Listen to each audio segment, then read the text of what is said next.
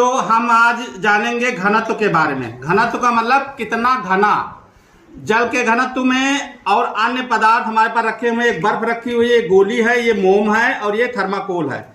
मतलब कोई भी वस्तु अगर ये जल में, देखिए गोली हम डाल रहे हैं, दिखाओ कैमरा यहाँ लेके आओ, तो देखिए ये पानी में डूब गई, पानी में डूब गई, यानी जल के घनत्व से ज्यादा है गोली का घनत्व। कांच की गोली का घनत्व जल से ज्यादा है, ठीक है। अब ये देखिए मोम डाल रहे हैं, मोम देखिए मोम भी तैर रहा है, मोम तैर रहा है, इसका मतलब जल के घनत्व से इसका घनत्व कम है। मोम का घनत्व जल के घनत्व से कम है। ये मोम हो गया। और ये हो गया थर्माकोल। थर्माकोल को हम डुबा भी रहे हैं लेकिन ये डूब नहीं रहा, यानी जल के घनत्व से बहुत घनत्व इसका कम है, जल के घनत्व से बहुत घनत्व कम है।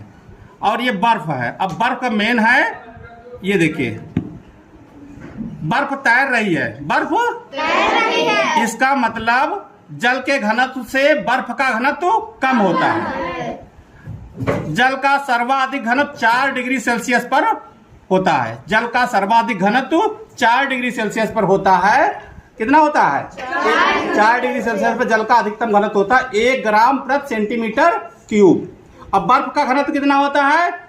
बर्फ का घनत्व जल के घनत्व से कम होता है, जल के घनत्व से कम होता है। तो बर्फ का घनत्व होता है 0.9168 ग्राम प्रति सेंटीमीटर क्यूब।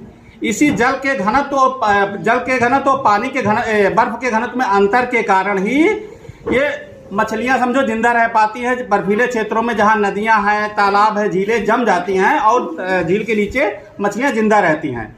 तो एक सतह जो बर्फ की बन जाती है तो वो ऊष्मा की कुचालक का काम करती है, फिर उसके नीचे जल नहीं जम पाता और ये बर्फ एक प्रकार से कुचालक का काम करती है, जिससे के कारण मछलियां जल में जिंदा रहती हैं। इसी घनत्व में और बर्फ के घनत्व में अंतर के कारण ही समझो बर्फीले क्षेत्रों में जीव जंतु जिंदा रह पाते हैं। अंतर देखिए तैर रही बर्फ, देखा नहीं देखा, दिखाओ, ये देखिए तैर रही, इसको डुबाओ फिर भी नहीं डूब रही है बर्फ। ये भी एक बर्फ का टुकड़ा है, ये भी डाल रहे हैं, ये भी डाल रहे हैं, देखिए सब तैर रहे नहीं तैर रहे बर्फ। यानी बर्फ का घनत्व जल के घनत्व से कम। ये घनत्व आपने देखा नहीं देखा? ये देखिए गोली का घनत्व जल से ज्यादा, मोम का घनत्व जल से कम।